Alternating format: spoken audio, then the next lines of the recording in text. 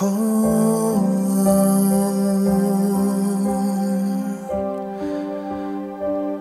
Jesus, we worship you.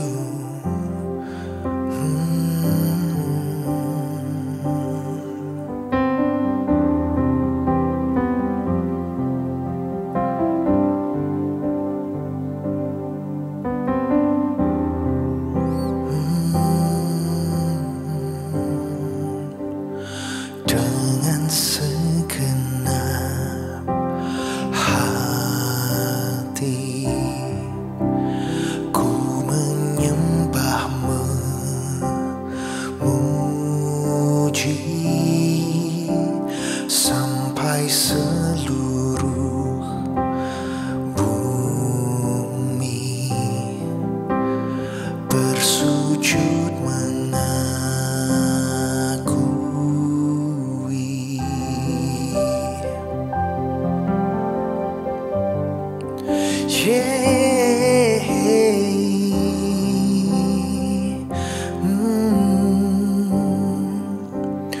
Walau malam menepi, oh tak akan ku sendiri.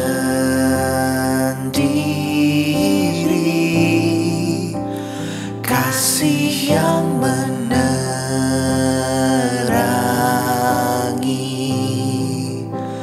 Kau setia menanti.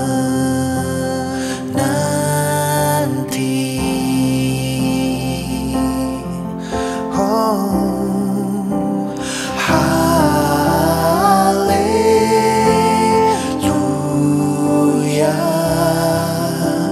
haleluya,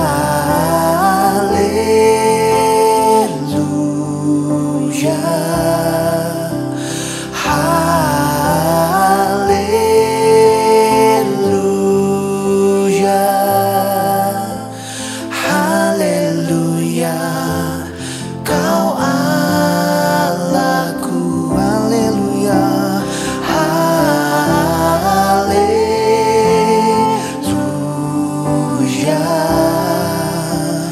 haleluya,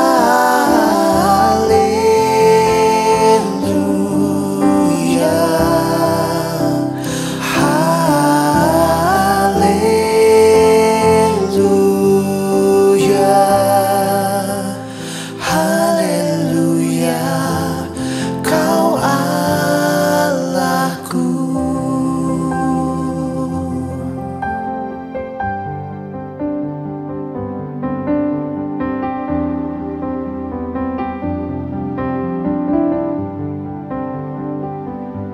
Dengan segenap hati Tuhan, saat ini kami datang dalam hadirat-Mu ya Tuhan. Kami bawa hati kami, hidup kami yang sungguh merindukan akan kehadirat-Mu Tuhan. Dengan segenap hati ku menyembah, memuji, oh sampai seluruh bumi bersujud mengakui.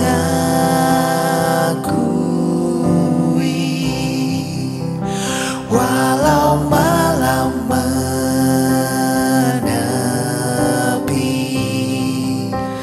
tak akan ku sendiri.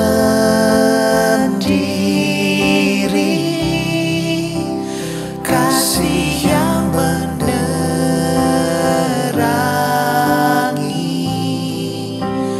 Kau setia menanti.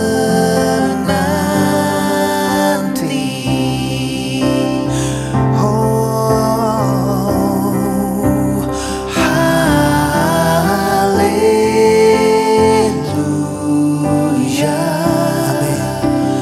haleluya,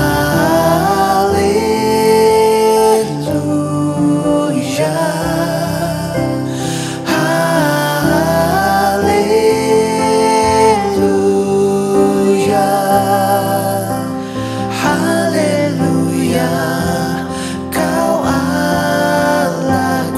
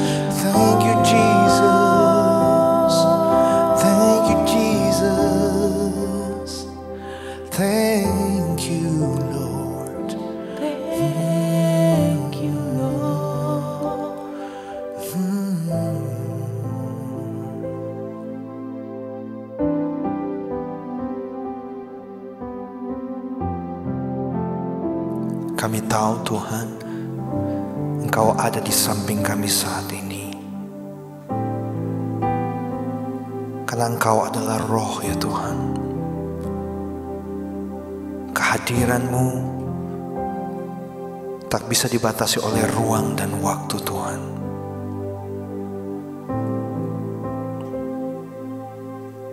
Terima kasih buat setiap kehadiran-Mu dalam hidup kami. Terima kasih untuk setiap pertolongan-Mu dalam kehidupan kami. Terima kasih Tuhan untuk setiap kekuatan-Mu yang Tuhan berikan bagi kami. Hanya pujian yang bisa kami naikkan.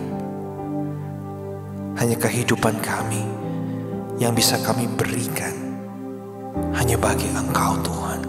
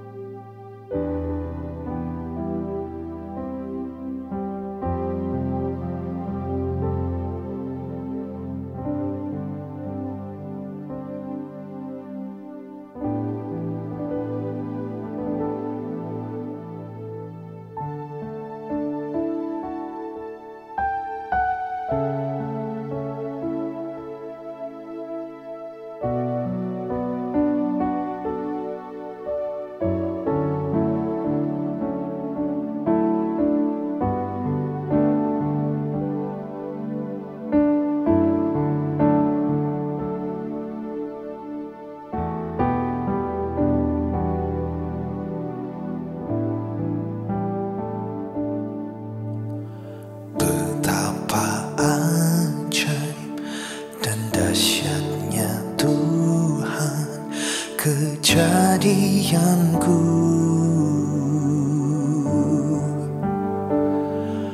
Kau menenun diriku serupa gambaran-Mu.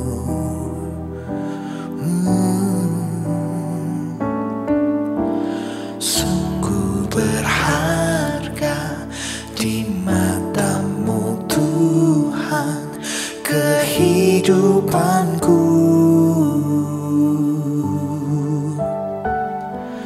Kau membawa hatiku mendekat erat dengan hati-Mu.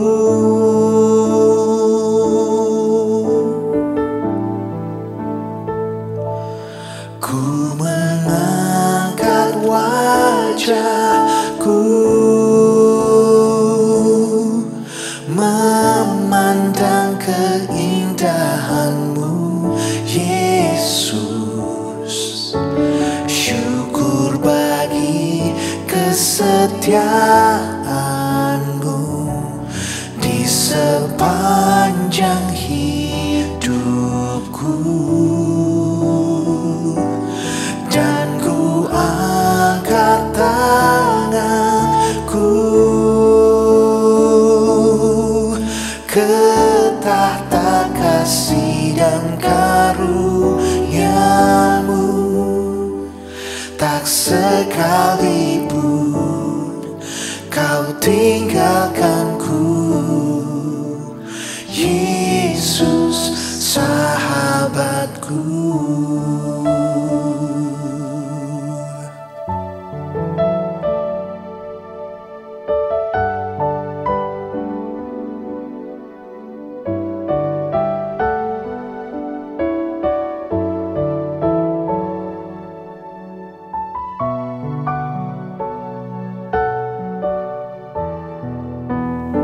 Katakan betapa dahsyat rancangan-Mu Tuhan dan ajaib.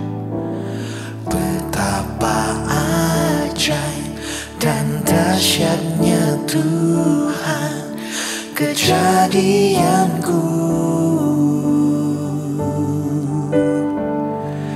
Kau menenun diriku, amin, serupa gambaran-Mu. sungguh berharga,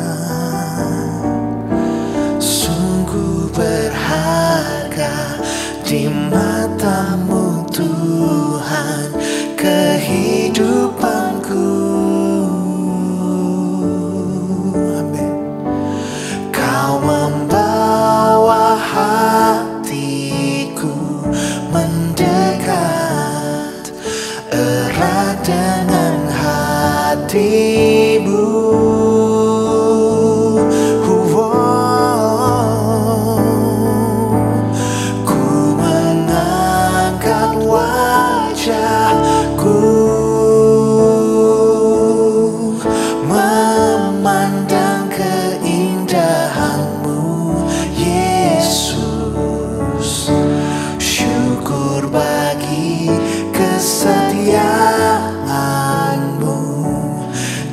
Sepanjang hidupku,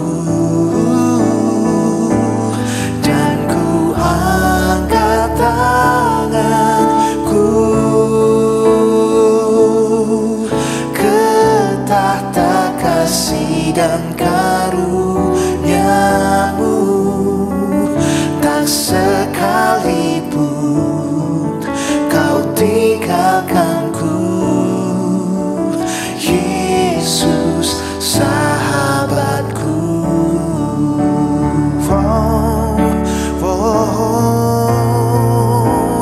Ku mengangkat wajahku memandang keindahanmu, Yesus. Amin. Syukur bagi kesetiaanmu di sepanjang hidupku, dan ku angkat tanganku ke tahta kasih dan karuniamu. Tak sekalipun kau tinggalkanku, Yesus sahabatku. Sekali lagi katakan pujian ini. Ku mengangkat wajahku Tuhan, ku mengangkat wajahku memandang keindahanmu, Yesus. Syukur bagi kesetiaanmu di sepanjang hidupku, dan ku angkat tanganku ke tahta kasih dan karuniamu.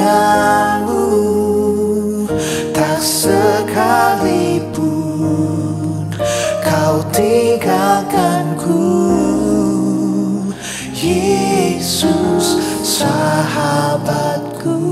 Tak sekalipun, tak sekalipun kau tinggalkanku, tak sekalipun kau tinggalkan, tak sekalipun, tak sekalipun kau tinggalkanku, Yesus sahabatku.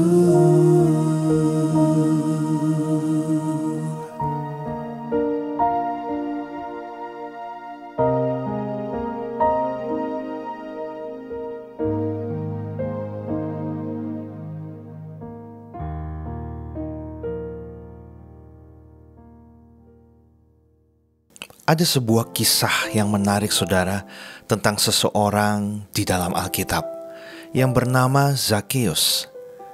Kalau kita mendengar nama ini, pasti nama ini tidak asing lagi bagi setiap kita, karena Zakheus ini sering diceritakan kisahnya pada waktu dulu kita di sekolah minggu, saudara. Namun ada hal yang luar biasa yang saya temukan pada waktu saya kembali membaca tentang kisah Zakheus ini. Kita membaca dalam Lukas 19 dimulai dari ayat yang kedua, saudara. Di situ ada seorang bernama Zakheus, kepala pemungut cukai, dan ia seorang yang kaya. Ia berusaha untuk melihat orang apakah Yesus itu, tetapi ia tidak berhasil karena orang banyak sebab badannya pendek. Maka berlarilah ia mendahului orang banyak, lalu memanjat pohon ara untuk melihat Yesus yang akan lewat di situ. Saudara, kita tahu Zakheus ini adalah kepala pemungut cukai. Dan saat itu keberadaan daripada Zakheus itu sangat tidak disukai oleh orang banyak, saudara. Karena dia kepala, dia ketua dari pemungut cukai. Dan kita bisa bayangkan berarti hartanya banyak sekali. Uangnya banyak sekali Zakheus ini, saudara. Tapi ada satu hal yang menarik. Pada waktu itu Yesus datang di sekitar kotanya, saudara. Orang banyak melihat Yesus, banyak melihat pelayanan Yesus, dan saat itu Zakheus mendengarnya. Menarik sekali apa yang dilakukan oleh Zakheus. Dengan segera ia mencari, ia ingin tahu Yesus itu siapa, Yesus itu bagaimana. Dan dikatakan dalam firman Tuhan ini, dia berusaha sedemikian rupa, saudara, sampai dia memanjat pohon hanya untuk melihat Yesus. Ini hal yang sangat menarik, saudara. Ternyata Zakheus, dia sangat kepo dengan Yesus saat itu. Dia pengen tahu Yesus itu seperti apa, Yesus itu bagaimana, apa saja yang ia lakukan, saudara. Nah, saudara, saya melihat bahwa rasa ingin tahu, rasa kepo daripada Zakheus ini baik untuk kita pelajari. Karena pada waktu kita mengikut Tuhan, kita seharusnya pun memiliki rasa yang demikian. Ingin tahu, kepo kepada Tuhan. Jadi bukan jadi anak Tuhan yang hanya diam-diam saja, yang hanya terima-terima saja kalau mendengar firman Tuhan. Tetapi pada waktu kita membaca firman Tuhan, kita mengalami berbagai macam kejadian dalam kehidupan kita. Kita mau cari tahu, kita mau menggali apa yang sebenarnya bisa saya pelajari dari kehidupan ini. Bahkan kira-kira apa yang menjadi keinginan Yesus itu, kita bisa pelajari lewat apa, saudara? Lewat firman Tuhan. Dan saudara, ini hal yang sangat baik pada waktu kita mau mengikut Tuhan. Jangan jadi orang Kristen yang pasif, tapi jadilah orang Kristen yang aktif, sama seperti Zakheus ini, saudara. Kenapa Zakheus ini ingin tahu tentang Yesus? Ternyata dia sudah banyak mendengar kabar tentang Yesus, tentang hal-hal yang pernah Yesus lakukan di dalam pelayanannya, mujizat-mujizatnya, sehingga dia ini ingin tahu, dia ini kepo. Kok ada seseorang yang bisa benar-benar powerful, punya kuasa, dia bisa melakukan mujizat, orang-orang banyak mengikuti dia. Karena itu, saudara, dengan segenap hati dikatakan ia mencari Yesus. Bahkan hanya untuk melihat Yesus saja, dia rela untuk naik ke atas pohon, saudara. Karena badannya dikatakan dalam firman Tuhan ini memang dia bertubuh kecil dan pendek, sehingga dia kalah dengan orang-orang lain yang mungkin memiliki perawakan yang tinggi, saudara. Karena saat itu banyak sekali orang yang mengikuti Yesus. Tetapi ini hal yang menarik lagi yang saya temukan, bahwa Zakheus begitu dengan effortnya, dia ini ingin mencari pribadi Yesus. Yang perlu direnungkan saat ini, saudara, apakah saat ini pun kita anak-anak Tuhan yang masuk dalam kategori ini, yang rasa ingin tahunya besar akan Tuhan, yang mengeluarkan effort sedemikian rupa untuk mencari Tuhan, untuk mengejar Tuhan, untuk mengerti akan kehendak dan rencana Tuhan. Dan saya katakan, saudara, di setiap penjelasan daripada saat menyembah, bahwa mencari Tuhan itu tidak hanya kita datang ke gereja setiap waktu. Tetapi, saudara, pada waktu kita mau membaca firman Tuhan, pada waktu kita mau merenungkan firman Tuhan, saya katakan Alkitab adalah surat cinta Tuhan bagi manusia. Nah, di saat itulah kita benar-benar sedang mencari Tuhan. Kita benar-benar sedang mau memahami kehendak Tuhan dalam kehidupan kita, saudara. Karena memang Tuhan yang kita sembah itu mungkin tidak berwujud fisik. Kita tidak bisa lihat kehadiran Dia, tapi kita bisa rasakan spiritnya, rohnya ada di tengah-tengah kita. Dan Dia bersabda lewat firman-Nya melalui Alkitab, saudara. Dan tentu Yesus ini adalah memang benar-benar Tuhan, saudara. Dia bisa tahu apa yang dipikirkan oleh orang lain. Termasuk dalam hal ini, Ia akhirnya tahu pikiran daripada Zakheus, saudara. Nah, di awal mungkin Zakheus hanya ingin melihat Yesus itu seperti apa. Tetapi menarik, di dalam ayat yang kelima, ketika Yesus sampai ke tempat itu, Ia melihat ke atas dan berkata kepada Zakheus, "Zakheus, segeralah turun, sebab hari ini aku harus menumpang di rumahmu." Saudara, awalnya Zakheus hanya mau melihat Yesus, mau mencari tahu tentang Yesus. Tapi saudara, ini adalah bukti bahwa Tuhan, bahwa Yesus, Dia selalu memberikan yang lebih baik daripada yang kita harapkan, daripada yang kita pikirkan, daripada yang diinginkan oleh Zakheus saat itu. Dia hanya ingin melihat Yesus, tetapi di dalam ayat ini dijelaskan bahwa Yesus ingin main ke rumahnya untuk makan bersama-sama dengan Zakheus. Wah, tentu saya bisa bayangkan bagaimana perasaan daripada Zakheus ini, saudara.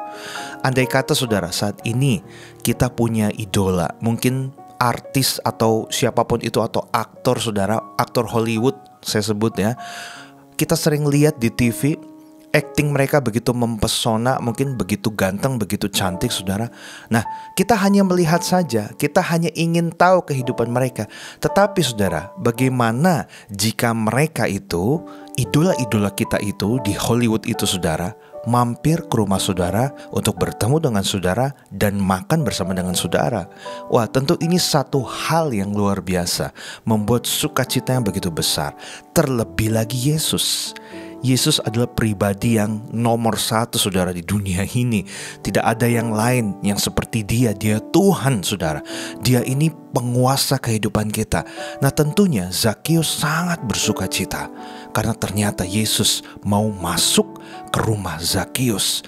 Dan tentunya hal itu bisa terjadi karena Zakheus do something, saudara. Dia memiliki aksi untuk mencari Yesus lebih dahulu. Dia berbicara kepada Yesus akhirnya, dan dia mengizinkan Yesus untuk masuk ke rumahnya, ke dalam kehidupannya. Nah, ini juga bisa berbicara tentang kehidupan setiap kita, saudara. Sudahkah kita mengizinkan Yesus masuk dalam kehidupan setiap kita saat ini? Jangan sampai kita hanya Kristen secara KTP saja, saudara. Orang-orang memang tahu kita Kristen, tetapi pada hakikatnya dalam kehidupan sehari-hari kita tidak pernah berkomunikasi dengan Tuhan. Kita tidak pernah menganggap Yesus itu Tuhan dan penguasa dalam kehidupan setiap kita. Kita butuh Dia setiap hari, dalam setiap doa-doa kita, bahkan dalam setiap apapun yang kita lakukan, keputusan-keputusan yang saudara harus putuskan dalam kehidupan saudara. Saudara harus libatkan Tuhan. Saudara harus undang Yesus masuk ke dalam rencana kehidupan saudara, dan biarkan rencananya Dia yang jadi, bukan rencana kita. Karena kita tahu, saudara, sebaik apapun rancangan manusia, pasti ujung-ujungnya bisa gagal, saudara. Tetapi kalau kita berserah penuh pada rencana Tuhan, pada rencana Yesus dalam kehidupan setiap kita, mungkin awalnya kita lihat kita harus mengalami kesulitan, kita harus mengalami proses yang mungkin begitu menyakitkan. Tapi ujungnya itu manis. Ujungnya Tuhan mau supaya kita bisa memiliki kehidupan yang kekal, memiliki karakter yang sesuai dengan karakter Yesus, saudara. Namun saudara, ternyata ada banyak orang yang melihat hal ini pada waktu Yesus ingin mampir ke rumah Zakheus, saudara. Maka orang-orang langsung dalam bahasa sekarangnya nyinyir, saudara. Langsung, wah, Zakheus kan itu orang berdosa. Kenapa Yesus mau masuk ke rumahnya? Kenapa Yesus mau berbicara kepada dia? Nah, saudara, ini mengingatkan juga kepada setiap kita. Kadangkala, saudara, kalau kita melihat saudara seiman kita mungkin di dalam satu komunitas, dalam satu gereja, atau mungkin di dalam keluarga kita, ada yang mereka pernah melakukan kesalahan, atau mungkin taraf kehidupannya di bawah daripada kita. Mungkin kadangkala kita menjudge orang tersebut, atau kita menghakimi mereka, saudara. Padahal Yesus sendiri, dia tidak pernah masalah bergaul dengan siapapun, baik orang benar maupun orang yang saat ini, Zakheus ini dikatakan orang yang berbuat dosa karena dia pemungut cukai, saudara. Dia jadi musuh bagi banyak orang, saudara. Tetapi Yesus mau bergaul karena Yesus tahu pada waktu ada satu orang berdosa yang ia membuka hatinya, membuka kehidupannya untuk Yesus masuk dalam kehidupannya, maka akan ada perubahan terjadi, akan ada pertobatan terjadi, dan ada keselamatan yang menjadi bagian yang dulunya jadi pendosa menjadi anak Tuhan. Dalam ayat yang ke-8 berkata demikian, saudara.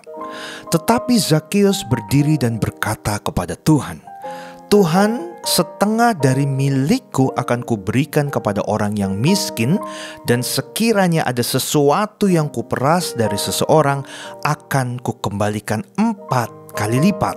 Wah, ini satu hal yang luar biasa. Di awal saya katakan, saudara, Zakheus ini gak main-main.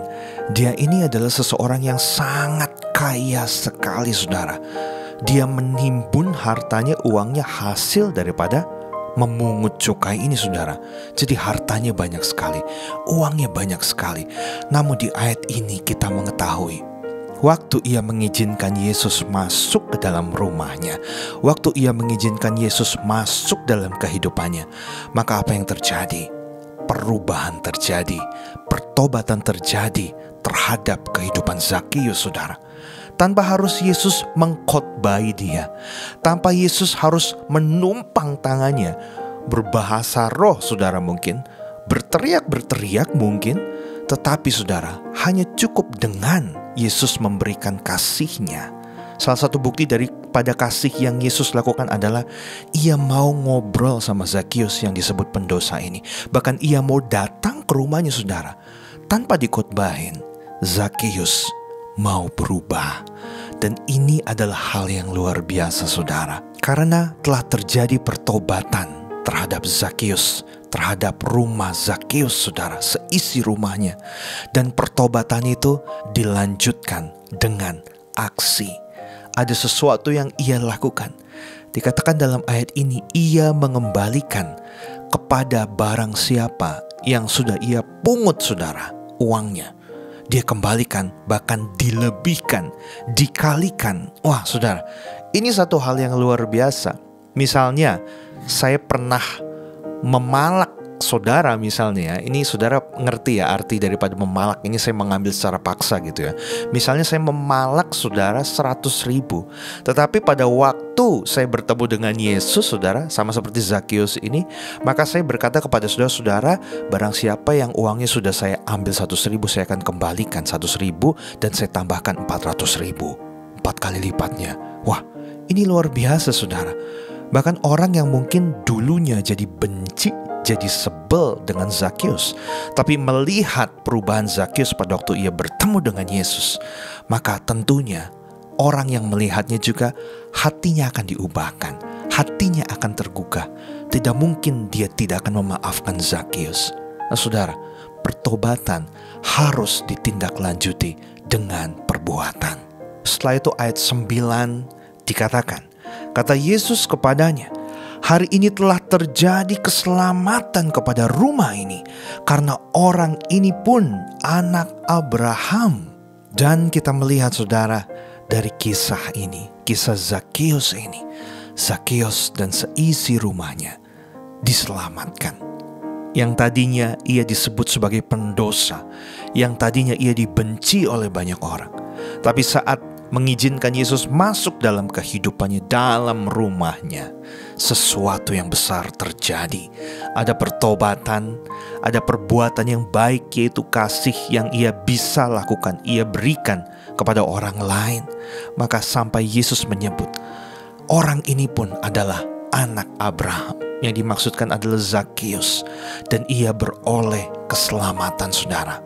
Dan kunci daripada keselamatan ini, saudara, yang pertama, kita harus memiliki rasa ingin tahu yang begitu besar akan Tuhan.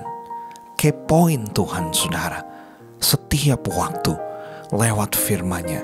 Bahkan saat ini jika saudara telah mendengarkan firman Tuhan ini, jangan berhenti sampai di sini. Silakan saudara membaca kembali. Silakan saudara minta kepada Roh Kudus untuk bisa menerangi mata, hati, dan pikiran saudara pada waktu saudara membaca kebenaran firman Tuhan. Sehingga ada sesuatu yang baru yang bisa Tuhan berikan. Sesuatu itu bisa masuk dalam kehidupan setiap kita, mengubahkan setiap kita. Adanya satu pertobatan, adanya satu perbuatan kasih yang bisa mengubahkan kehidupan kita. Nama Tuhan dipermuliakan, dan orang lain yang ada di sekitar kita pun bisa melihat ada perubahan besar yang terjadi dalam kehidupan kita saat kita mau kepoin Tuhan.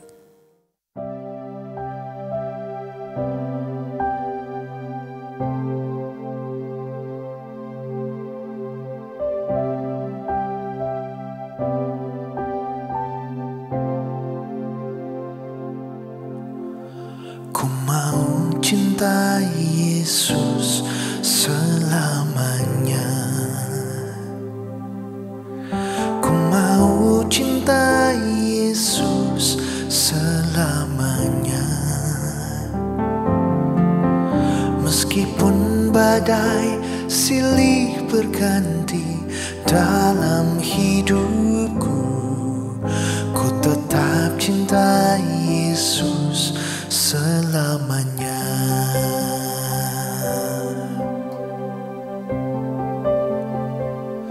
Hey,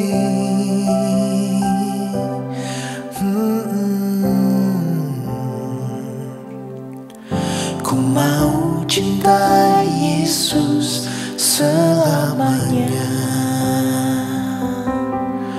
Ku mau cintai Yesus selamanya.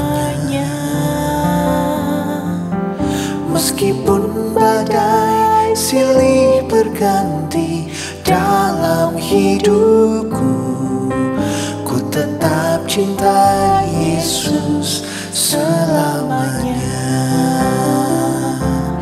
Ya Aba, Bapa, ini aku anakmu, layakkanlah seluruh hidupku.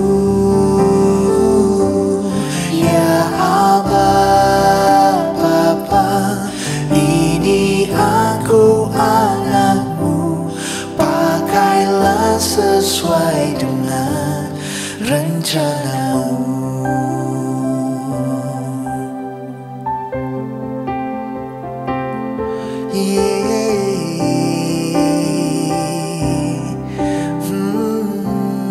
Ku mau cintai Yesus. Ku mau cintai Yesus selamanya. Ku mau cintai Yesus selamanya. Meskipun badai silih berganti dalam hidupku, ku tetap cintai Yesus selamanya. Ya Aba, Bapa, ini aku anakmu, layakkanlah seluruh hidupku.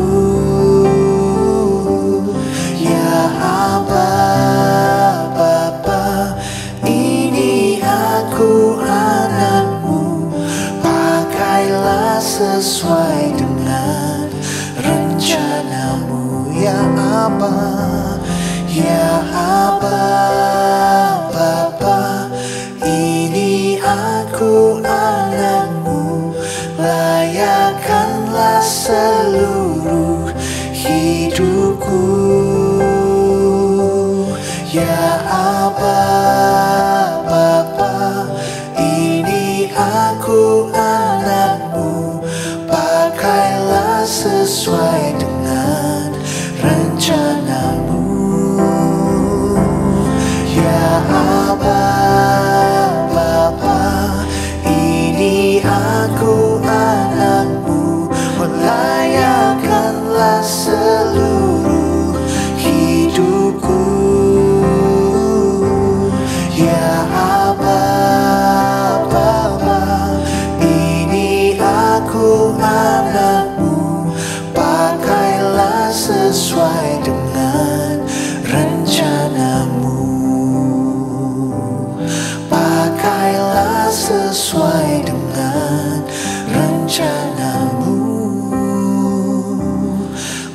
pakailah sesuai dengan